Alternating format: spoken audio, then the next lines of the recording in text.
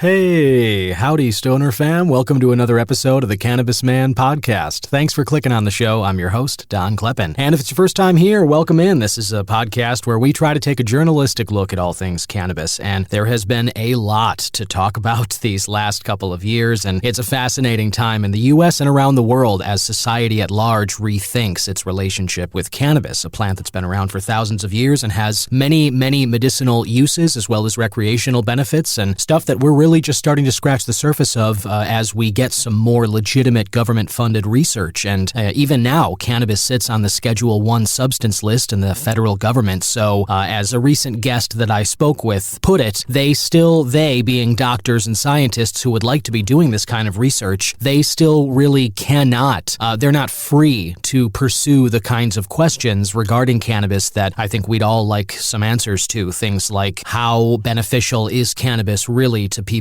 struggling with sleep issues. But there's been a lot going on, and I like to bring all those discussions to you. I like to talk about these topics, and I like to interview experts in the field, anybody who's on the front line of this green frontier that we're all kind of walking through right now, this new space where cannabis is more normalized, as new businesses and researchers are doing new studies, and as new government officials are taking responsibility for bringing these state-run programs up into the 21st century and into this year and into legality. It's just a fascinating time, and I like to try and keep on top of it as much as I can on this show. And I have just such a guest for you today. This is Jim Higdon. He is one of the co-founders of Cornbread Hemp, a Kentucky-based farm. Two cousins decided to start growing hemp products when the Farm Bill passed a few years ago, and Jim has some really fascinating perspectives on both the cornbread mafia, which was this fascinating trial out of Kentucky that had to do with hemp farmers and people who were growing cannabis, and that was in the early 2000s, and Jim kind of covered that, and it launched him into the cannabis space, and now him and his cousin are making some really excellent products at Cornbread Hemp, which you can try. Anybody, anywhere can try because these are hemp-derived products. There's no THC in them, so I'll tell you how to get your hands on those, and Jim has some really interesting information to share with you in this week's interview. Another major news headline out of the NBA this weekend. Maybe you saw this, maybe not, but the Players Union of the NBA and the WNBA representing players, the union reached a new collective bargaining agreement with both leagues. And part of the new collective bargaining agreement says the NBA is not only removing cannabis from its banned substance list for players, which is wonderfully progressive and I love it, beating the NFL to the punch in a major way, by the way, but that's not where they're stopping. That's not the end of it. They're allowing players from both leagues to partner with and endorse cannabis products. I mean, this is major stuff. So I'll talk a little about that later in the episode, as well as the news joint wrap. Going to share with you some news stories from around Illinois related to cannabis, some events coming up, and more. All of that right here on this 45th episode of the Cannabis Man podcast. Here we go.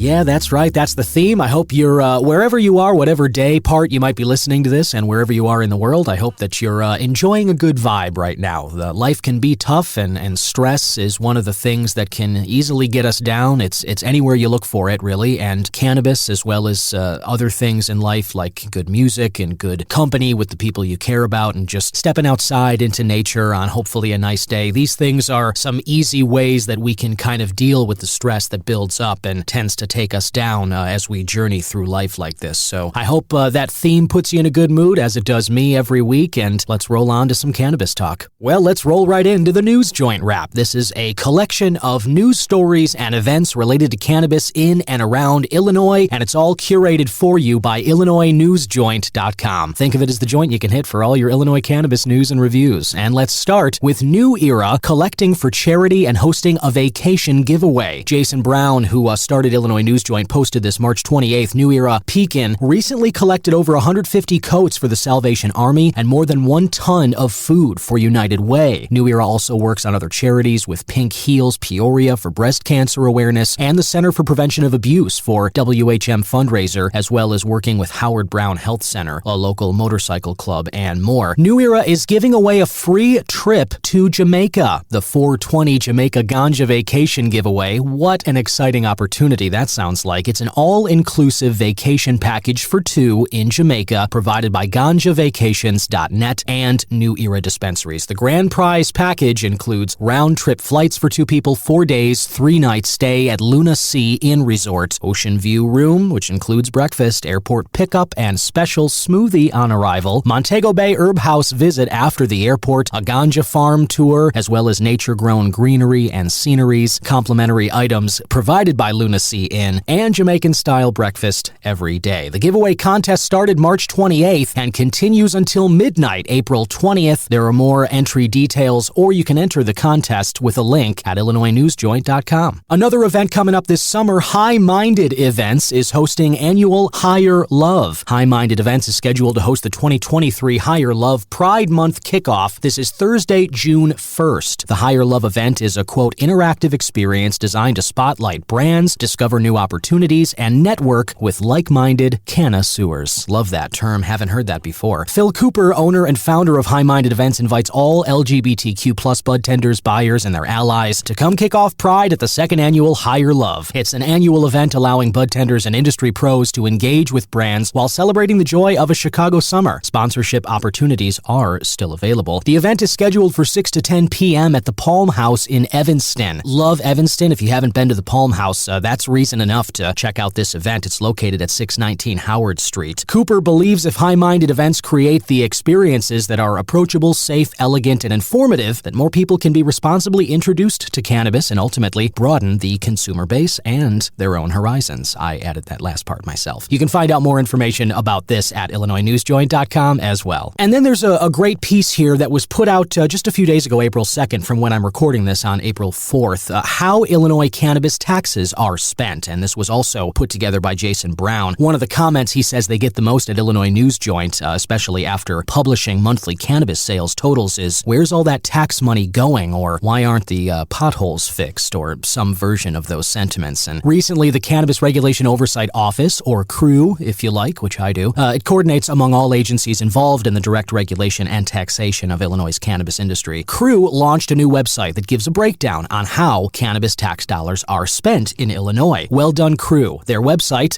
the Illinois Department of Revenue, posts monthly updates there on how the Cannabis Regulation Fund gets distributed. Taxes from adult use cannabis sales, including wholesale taxes and retail taxes at dispensaries, get collected into Cannabis Regulations Fund, which are then distributed by statute and spent by the fiscal year budget. Now, Jason has a pretty extensive breakdown here, but I'll go through a few examples. First, the money flows into administrative expenses by the state agencies implementing cannabis. Some of those would include Department of Financial and Professional Regulation, Department of Agriculture, Illinois State Police, Public Health, Revenue Department, Criminal Justice Information Authority, and the Department of Commerce and Economic Opportunity. Secondly, and this is more crucial here, a portion of the funds are available for expungement processing, and the remaining funds get transferred out to other state funds, which include reinvestment. These would be referring to those R3 grant funds that my most recent guest, Representative LaShawn Ford, was talking about in last week's episode. If you haven't heard it, listener, I suggest you go back. But these Restore, Reinvest, and Renew grant funds are funded by Illinois' cannabis sales tax dollars, and those are getting reinvested back into the communities, the ones that are meant to be most benefiting from cannabis sales, the ones that were disproportionately impacted by the war on drugs, namely Black and brown communities, right? They're the ones that are supposed to be benefiting most from Illinois cannabis sales, but so far they have not been the ones benefiting the most. As LaShawn Ford said last week, it was mostly rich white men who were in a position with the medical cannabis sales to be up and running when recreational cannabis started, and that's how we got the big three, or the Chicago cartel, if you like, which is what some of my other guests have referred to these MSOs, the multi-state organizations, as, those namely being Green Thumbs Industries, Cresco Labs, and Verano, Curaleaf. These major operators, which are going around in different states besides Illinois, those were the people that really benefited from cannabis so far in Illinois. And those, the heads of those companies are, most of them, rich white people. So the fact is, the social equity component of Illinois' cannabis law has not yet really benefited the communities that it was most meant to. And these R3 grants, which are directly taking money from cannabis sales and putting them back into grant applicants from those communities, these R3 grants are major. So if you want to know more about those, go back and listen to that LaShawn Ford episode. He really goes into great detail about where you can apply for them, what kinds of funds are available for people, and more like that. And if you want to know more about where the tax dollars for cannabis are going, as well as the other events that I mentioned, or anything related to cannabis news or events in or around Illinois, just head to IllinoisNewsJoint.com. And speaking of cannabis in Illinois, is there a local head shop you'd like to support, but the weather's not yet nice enough for you to get yourself over there? Or maybe do you feel like your piece collection is pretty dirty, dusty? You feel like you could use a new piece to use? You want to taste a new cannabis product cleanly and just without any kind of pollution from that dead resin? Head to 420pipes.com. I myself picked up a wonderful statement piece, as my friend Brenda Lee called it, of Tree Hugger Chicago. Statement piece from 420pipes.com of a stormtrooper head. This is a ceramic and glass piece. I took some photos and video of it, and I put it up on the show's Instagram page at C-Man Podcast on Twitter and Instagram. And I just love the stormtrooper piece. I got it over the weekend. I've been enjoying it ever since. It's very smooth. It was very reasonably priced, and it's now the prize piece in my collection. And 420pipes.com has stuff like this available every day of the week. If you're looking for just something cheaper and new to get yourself, they got products for $4.20 available every day of the week. If you want to have new products coming in every month, they have a subscription sample box. You can pay $10 a month, and you're going to get a box full of products from IllinoisNewsJoint.com arriving in the mail every month. So if that sounds good to you, or if you just want to get a statement piece like I did, like that Stormtrooper piece, or something else cool that's locally made, and maybe support a head shop that's near you, but not near enough for you to easily access or conveniently access, but you really like what they're doing, 420pipes.com has this wonderful Smoke Local initiative where they have a search bar on their website. You just click that Smoke Local and you input your zip code, and it'll populate a list of head shops that are near you, and you can order products from those head shops and they'll be shipped to you through 420pipes.com. So you can get a great deal on a locally made, well-made product. You can not break the bank by spending a reasonable amount on these, and you don't ever have to leave the comfort and delight of your own home. You can do all of this supporting them and getting new stuff just by heading to 420pipes.com, and at checkout, don't forget to use the promo code CannabisMan. You can knock 10% off your entire cart order. That would be 420, the numbers, 420pipes.com, promo code CannabisMan. Listener, welcome back. My next guest is a cannabis entrepreneur and a journalist as well, former journalist covering the cannabis industry as well. He's a native of Lebanon, Kentucky. He holds a degree from Centre College and Brown University, as well as the Columbia University. He published Cornbread Mafia in 2012, and that led him to covering Kentucky for the Washington Post, as well as cannabis policy for Politico. He is now co-founder of Cornbread Hemp, and they are making some really excellent products. It is a CBD-focused, Kentucky-based company, and they have gummies out, they have full-spectrum CBD capsules, as well as some lotion that I've tried, and I'm really looking forward to kind of getting some more information about the company and kind of bringing this to you, listener. So please help me welcome Jim Higdon, co-founder of Cornbread Hemp. Welcome, Jim. Hey, thanks for having me. It was great. Thank you. That was a great intro, by the way. I really, really appreciate that. Hey, no problem at all. Thank you for stopping by, and thank you for the great work that you're doing. And I've talked to journalists on the show before. I feel like I kind of talk with a lot of different people in the space, but it must have been really fascinating for you. I guess just let's talk about Cornbread Mafia. That was 2012, and this seems to be kind of your, after school, I guess, that was kind of your entryway into covering cannabis. Was that how it went about? Yeah, very much so. So I grew up in central Kentucky in this small town called Lebanon in Marion County that growing up was this headquarters focal point for a lot of outlaw cannabis growing, very much a Humboldt County, Mendocino County type situation in Kentucky, very rural and isolated. And a tight-knit Catholic community. And by 1989, prosecutors and law enforcement had arrested 70 men from my county on 30 farms across 10 states, growing what law enforcement said was 200 tons of cannabis. And of those 70, none of those guys talked. And so there was this press conference in the summer of 1989 where federal prosecutors laid out their case against these guys. And in the course of that press conference, one of the prosecutors referred to them as the Cornbread Mafia, and that's the name that stuck. And then when I went off to school, as an English major to be a writer, and first to Center and then to Brown. And while at Brown, I met a lot of really intelligent people who had no concept or interest in Kentucky at all until I started talking about this Cornbread Mafia stuff. And so realizing that this story had some real currency in the culture, like a real weight, like it was an important story that needed to be told. I was, became obsessed really of figuring out a way to crack into this story. And it wasn't until going to the Columbia Journalism School in New York that I really got the toolkit necessary to really crack this open in a narrative way.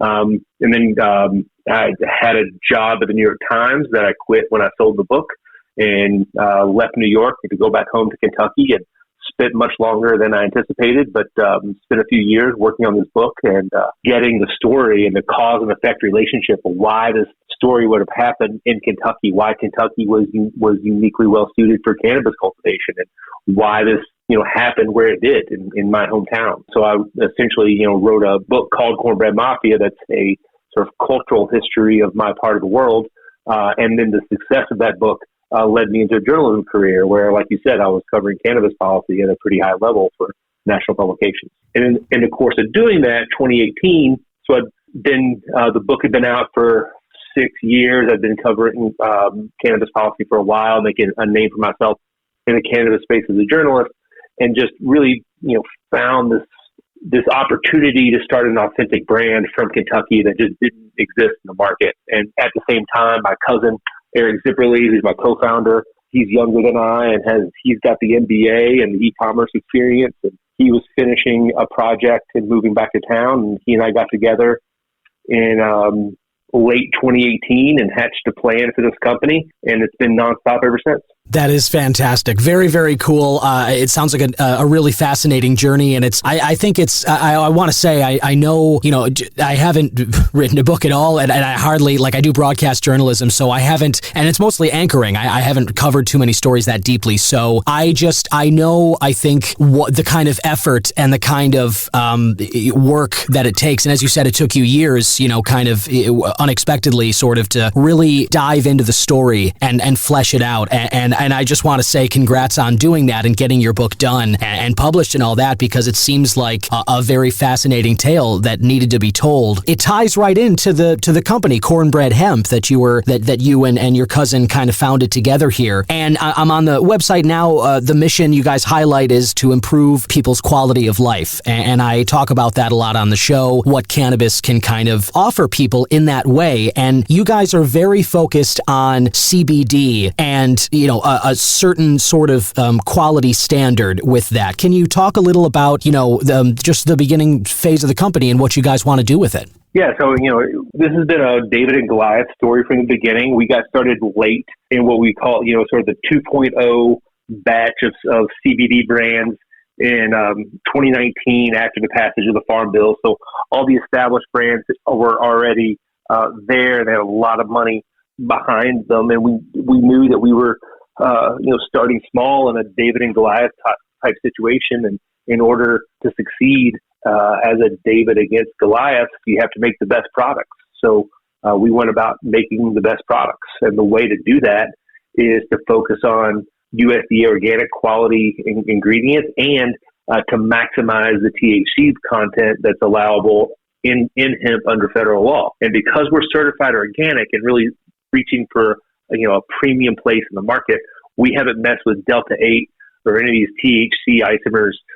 Been very focused on providing certified organic vegan CBD gummies. So we use pectin instead of gelatin so that our products are vegan friendly. We also want to make sure that it includes as much naturally occurring Delta 9 THC as we can put in them. And that's about For our current formulations, it's 50 milligrams of CBD and 2 milligrams of THC per gummy. Right. And let me just offer my personal opinion here too. I've tried the gummies, listener, and they are, I think what you were just talking about, Jim, there about like the substitute for gelatin that you guys are using. I say the taste that I get from your gummies, and I tried the peach flavor, which I loved it. My fiance loves it, so the taste is wonderful. There's kind of this some infused gummies have a aftertaste. I kind of have thought of it as like just like an infused, like the taste of infusion with some cannabis products. And what's really great about yours is that there's no trace of that. I mean, it's the peach flavor. The texture's really nice. It's got a sweetness that kind of falls off in a pleasant way. And I also really like the high CBD, low THC combination. As you did mention about, you're talking about like how some companies or some people are growing, trying to maximize THC content with their plants. And there are some people using the Delta 8 kind of, the imposter THC, right? Tell me about what it was, I guess, why did you choose that ratio of CBD to THC? What was it that made you guys kind of think that was a sweet spot? Well, that's the natural occurring ratio in the proprietary genetics that we grow. And because we're focused on making a certified organic product, there's really no tinkering with the ratio from plant to product. We do a flower-only extraction. We don't do a whole plant extraction, so there's no leaves and stems in our extract, which prevents a bitter aftertaste, which might be one of these things that your sense is missing in our product. Yeah. So the bite that a lot of CBD products have.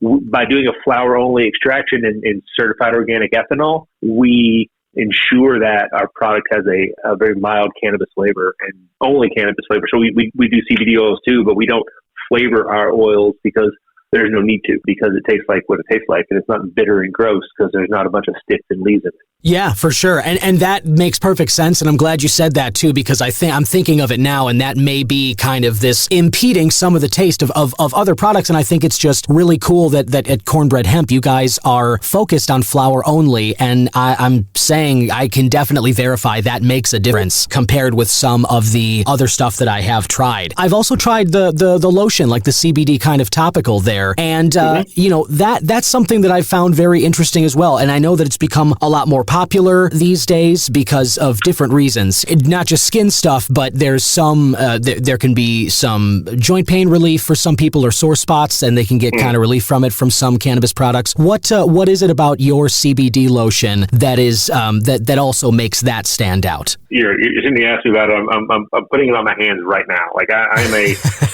daily user of our CBD skin lotion. I've got a skin condition on my hands. I'm not making medical claims about our product, but I use our CBD lotion on my hands every day. And so one of the reasons I knew that CBD was legit back in 2018, when everyone was speculating out loud if it was just snake oil, was right. After years of looking for topicals for my hands for the skin condition that I have, I found a brand that made a CBD topical with CBD isolate, so not full spectrum, not certified organic, and it was just a game changer for my skin health. And so I knew that CBD as a topical was very important, and I knew that we could do better than what was out there. So we're the only, to my knowledge, the only CBD topicals on the market that are full spectrum, which includes THC and are certified organic.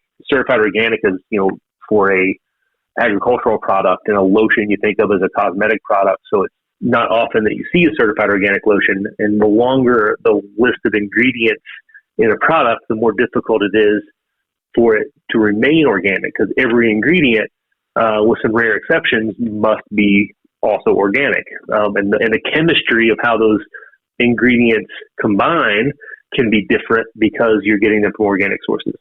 So it's a real trick in our lab to get these products to bind as well as they do and maintain the integrity of the organic program.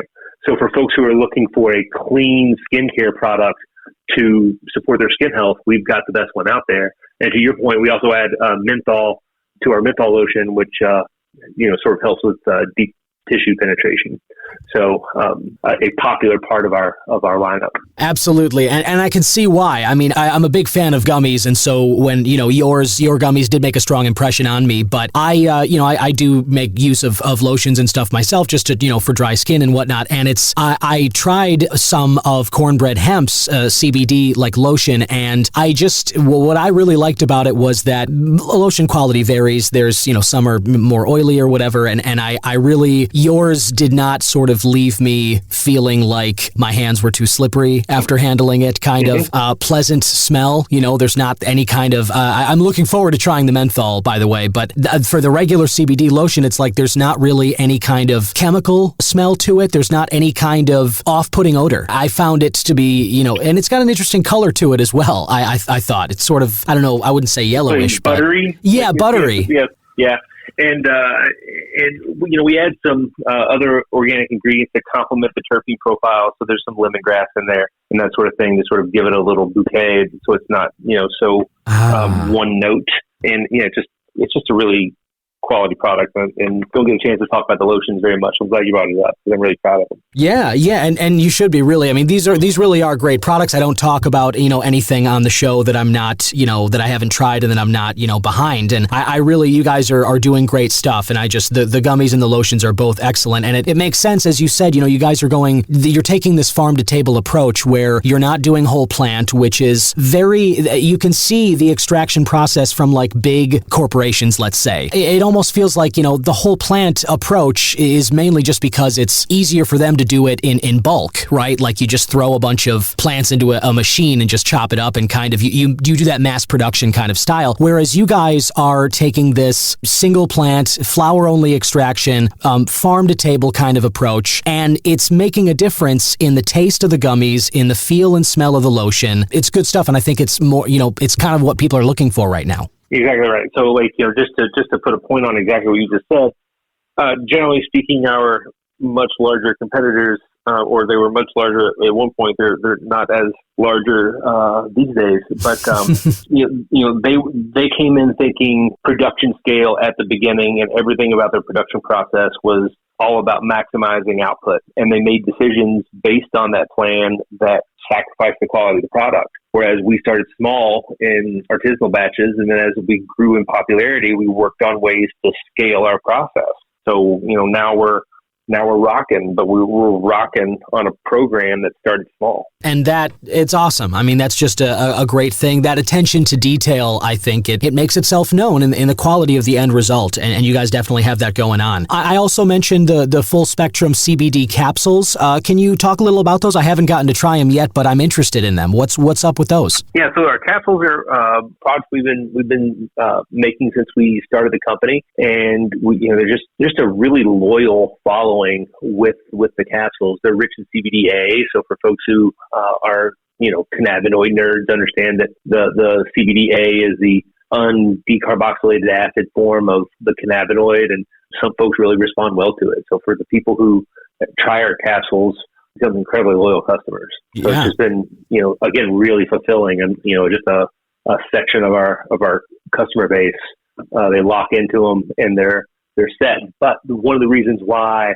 we were very intent on making gummies that were vegan friendly is that our capsules are not, because they're encased in gelatin, and gelatin is an animal product. Right. So we wanted to make sure, like with the capsules, we always had questions about the ingredients, and we wanted to make sure that we had an option available that was vegan friendly. So we explored pectin as an alternative to gelatin in the gummies, and it led us down a really rich path of formulation that results in this gummy that you have, which you've already pointed out. Like the mouthfeel of these gummies are different and a little more luxurious than what you get from a gelatin gummy.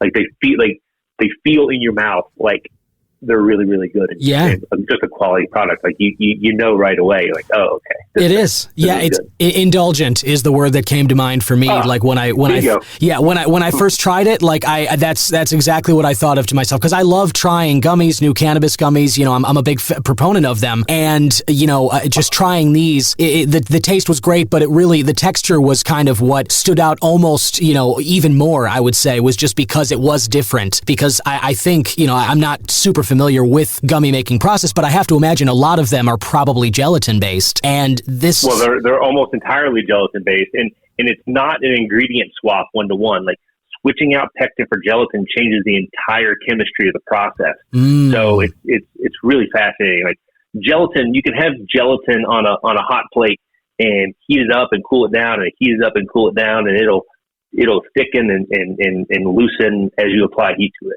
But pectin is a chemical process, and once you add it with a catalyst to the other ingredients, you've got about 30 seconds before it's set, and then it is set.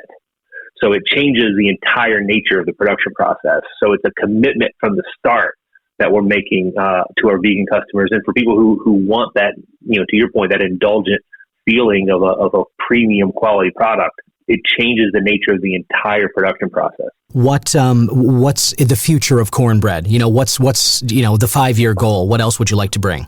5 years, Don? You're asking me, look 5 years in the future, like that? You know, gosh. I mean, like, sorry about that. There are so many things happening now that can change what's possible and plausible in 5 years. Like, first of all, yeah, we're releasing 3 new products this year. I'm not going to get into what they are before the time is right, but we're definitely getting ready to exercise some of the R&D work we've been doing.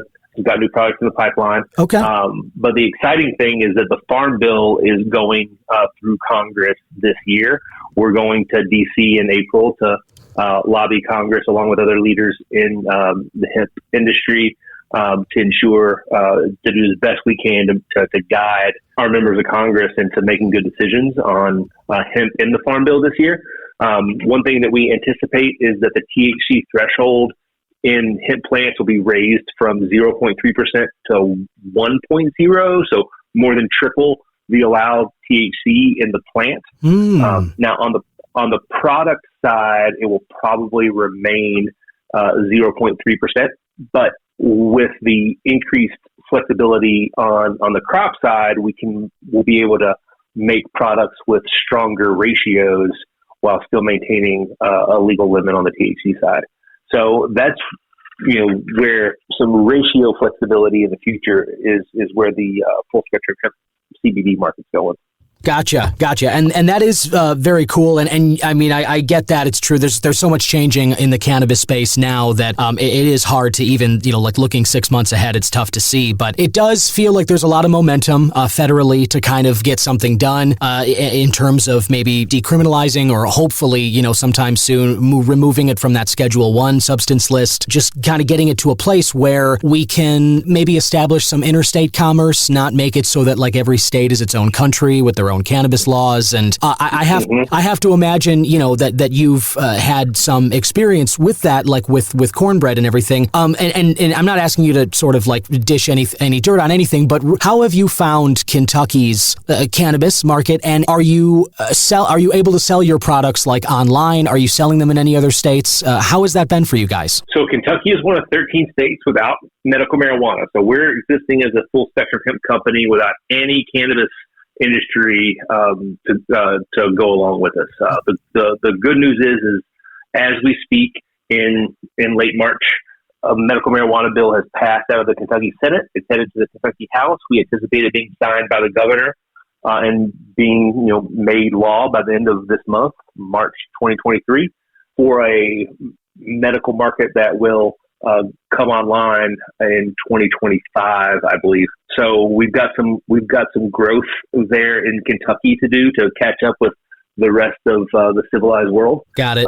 However, the benefit of that is building a company that is only focused on what we can sell federally through legal hemp products. Is that there's no restrictions about shipping our products across state lines. U.S. Postal Service comes and fetches a giant truckload of orders from us every day, and and they go to all 50 states, District of Columbia, and every U.S. territory. We've got customers in Guam and Puerto Rico and everywhere in between. So it's frustrating that we cannot ship to Canada and that sort of thing, but we ship to every state in the union. Wow, that's fantastic. And listener, if you're interested right now, as I certainly think I would be, cornbreadhemp.com is a website where is that where people can place orders for the products? Yeah, you got it. Excellent. And you can, find out more about, Jim and Eric's stories, and you can see more of the great work that they're doing, and you can kind of check out some of the other products that they do have. One more thing, Jim, I wanted to mention here. I see that you guys are making full spectrum CBD products for pets as well. Can you speak a little about that? I'm curious about it. Is it helpful for, nervous dogs, calming, what pets, and what does it help with? Yeah, so CBD for pets is, the same process, the same concept as CBD for people. It's really the target customer is nearly the same. We help anxiety in the little guys and mobility issues in the older fellas, or without making overt medical claims and without interviewing a bunch of dogs. Although there has been some dog studies that have been fairly efficacious. The real question from pet owners that we get the most is what's the right serving size for a dog or a cat, and that answer is always based on body weight. Mm-hmm. And so we do a lot of education about appropriate serving size for our CBD oil for pets, which ours is corn dog flavored, which is sort of a proprietary savory blend that we put in there that makes it more palatable to dogs and cats. Nice. You said corn dog? So, corn dog flavor? Corn dog flavored for the cornbread. Yeah. That's awesome. Who doesn't love a corn dog? Those are great. It's a fun flavor. Yeah, totally. And it really depends, like the serving size really depends on body weight. So for a full dropper of our oil for pets is good for an 80-pound dog, and a quarter dropper is good for a regular size cat, and you can kind of gauge it up and down from there. And then I have a 100-pound Mastiff at home, so he gets adult strength, like human strength CBD product. Yeah, so. Yeah, I bet. No, that's a great point. I'm glad you mentioned that, sort of the body weight thing. Just like with people, that obviously dictates dosage, right? Like the amount of any kind of substance that you would give. That makes perfect sense to me, and it's cool to know. And it's just another kind of example of I think the lengths you guys are going to at Cornbread Hemp to try and improve people's quality of life in different ways. And it seems like you guys are being very successful at that. And fingers crossed that law does go through with Kentucky. But either way, listener, you can head to cornbreadhemp.com at any time and avail yourself of some of these great products and try them out. Jim, I like to end these things by doing these quick hits questions, like just what's your favorite, food and music, stuff like that. Are you game for this? Yeah, let's do it. Right on. All right, cool. First quick hit I usually start with is morning bird or night owl. Which are you?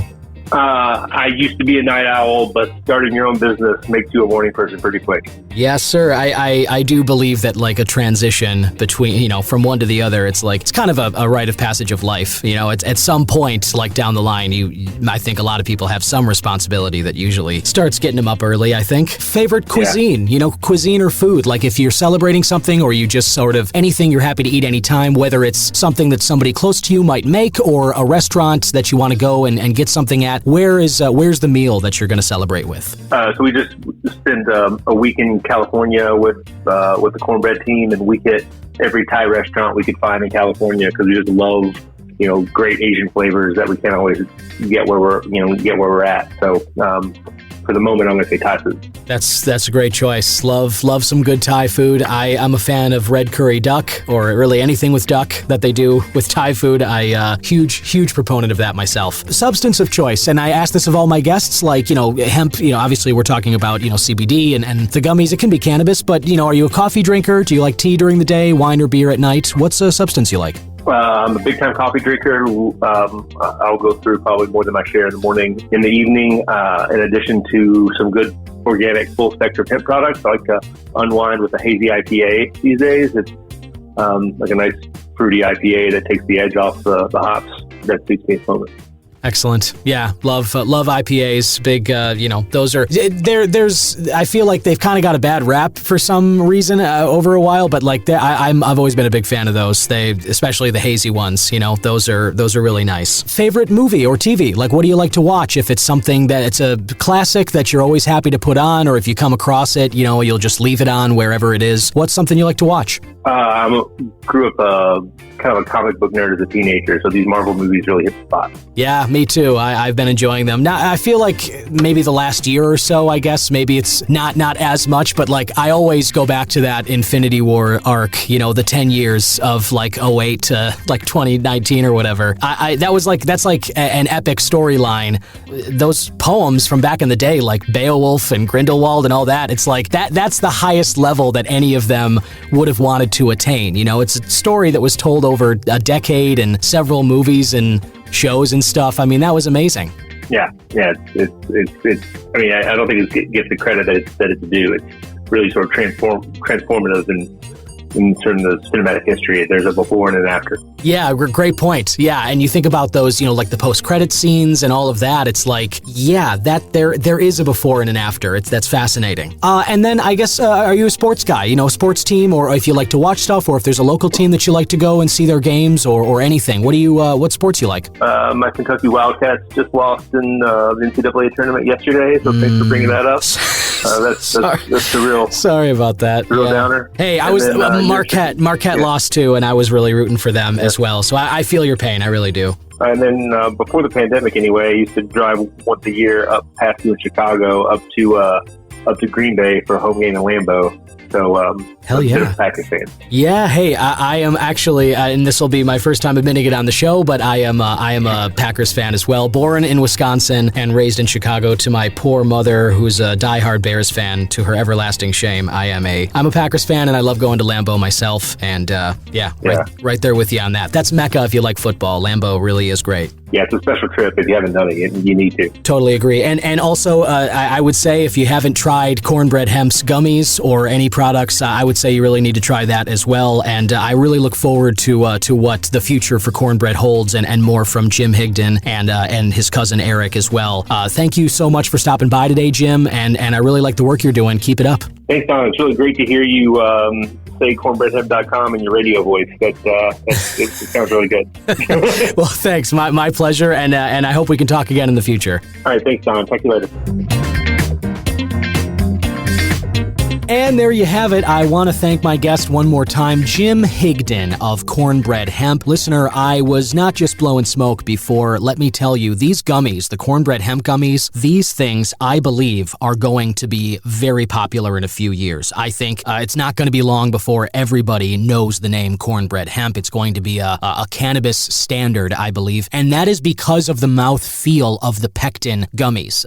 That's not just something that makes it sort of different or some kind of novelty. The difference in mouthfeel of this gummy is unlike any other gummy that I have ever tried. It is something unique. It is something very cool, and I do think we're going to see some mimicry of this technique in the future. But Cornbread Hemp is the one who originated this, and you owe it to yourself to check that out. So if you go to cornbreadhemp.com, I can personally vouch for those peach-flavored gummies as well as the lotion that you heard Jim and I talking about in the interview there. But they've got other flavors of gummies, and I'm certainly looking forward to sampling them, and I encourage you to do the same. And finally, listener, let's get back to that big news from the weekend. The NBA now going to allow players, both in the NBA and the WNBA, to not only, they're not banning them anymore for testing positive for cannabis use, but not only that, they're allowing the players to invest in and promote cannabis products from the industry. This is such a major movement forward. I realize that, you, like me, listener, have probably been waiting for this for a long time. It's very exciting to finally see it, and I, for one, have to applaud the NBA for standing up and just admitting something that's not yet sort of safe to do for these big global brands. The federal government still has cannabis as a Schedule I substance, and that's a big part of why the NFL, for instance, hasn't made any kind of statement like this or made any kind of moves to let's say, move the goalpost or basically help progress move along. The NFL's been playing playing it safe and taking their cue from the federal government. Bravo to the NBA for having some balls and standing up and saying this is the truth of what the matter is. We know our players are using this. By the way, the NBA has stopped testing for cannabis 3 years ago. It was just a probationary thing that they started, but now with this new collective bargaining agreement, they're going to continue that practice going forward. They're not testing for cannabis anymore. And they're allowing these players, you're going to start seeing Kevin Durant. You'll start seeing a Steph Curry maybe, or a Draymond Green. You'll start seeing these stars partnering with cannabis products, and you're going to start to see ad campaigns for CBD and other products as they become more legalized in different states. And I personally can't wait for this. But in addition to applauding the NBA, I have to take this opportunity to really stick it to the NFL. Because my God, you were the one, you had the last 20 some years, you have known that your players have been using this plant to help them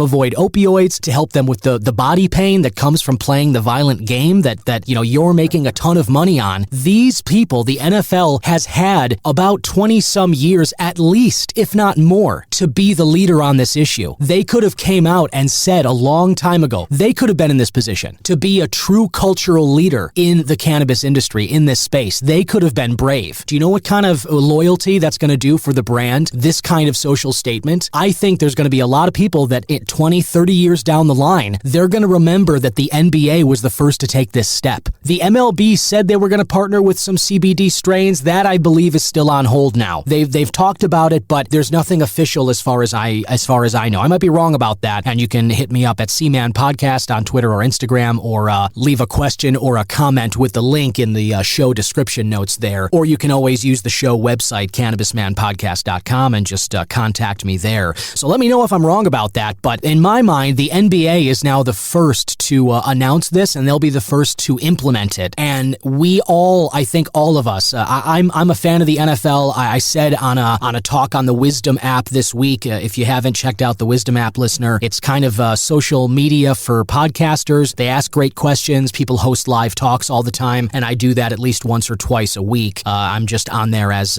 Cannabis Man, so you can find me there too. But I was talking about this yesterday on that Wisdom app, and what I said was that I sort of have come to the belief that the NFL is sort of like America's religion, like its chief operating religion. Everybody worships at that altar on Sundays, not only during the season now, but you see the way they're promoting the draft, this first week of free agency in March, the news that's breaking all the time, the coverage of OTAs and training camp and all that. The NFL is a year-round circus, and it is America's number one pony of entertainment. And they have had this opportunity, they've had this golden opportunity where there are high-profile examples of great players who have used cannabis to rehab themselves, to prevent themselves from maybe getting hooked on some worse prescription drug to deal with the pain that comes from playing the NFL for years. They had a very clear opportunity to sit on this throne of the first major sport league, to stand up and say cannabis is beneficial and these players are using it, and you know what?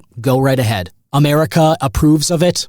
We have 70% of the country that says it should be legalized. Let's just move this thing down the road. Congress, you can take your cue from us. This is happening. But the NFL never did that. They never stood up. They never found the testicular fortitude to stand up and take that risk. They said, our money is too important. We'll take our cue from the federal government, and we will just hang here, sweep all those headlines of the players using it under the rug, continue to suspend players for availing themselves of the medical benefits of this plant. We'll continue along with that 20th century stupidity, and we'll allow somebody else like the NBA to come be the captain of this ship and come lead everybody into the 21st century and make a cultural statement and enjoy the brand loyalty that comes with that. That's what we'll do as the NFL. We'll keep being the old men stick in the mud, meeting in Arizona, and pretending like the status quo is perfectly fine. Well, good for you. And maybe I'm naive. Maybe this ultimately isn't going to mean anything for the NFL's bottom line. I certainly don't. I don't actually believe that fewer people are going to watch the NFL because of this cannabis stance. I don't believe that. But I do believe that maybe some more people will watch NBA games. Maybe some of the fans of the NBA will like it even more because of this cultural stance they've taken. And the NFL's not going to enjoy any of that brand loyalty controversy, and I don't think history is going to look too fondly on a sport league that is stuck in the mud and just timidly awaiting a green light from the federal government, who we all know is well behind on this issue. So bravo to the NBA. I personally look forward to the first ad campaigns we're going to be seeing. Which player, I wonder, is going to be,